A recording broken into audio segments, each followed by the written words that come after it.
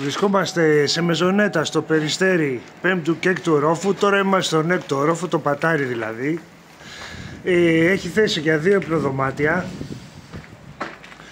Αλλά πρώτα να δούμε τη θέα, η οποία είναι περιμετρική, απρόσκοπτη και βλέπει.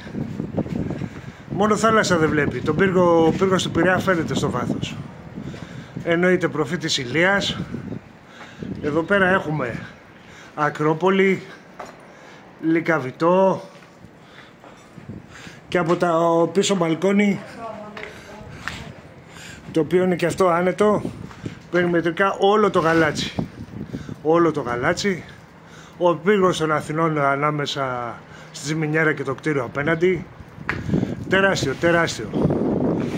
Περιστέρι Άγιος Παύλος, εδώ πέρα η εκκλησία. Όλο περιφερειακά, απίθανη ορατότητα.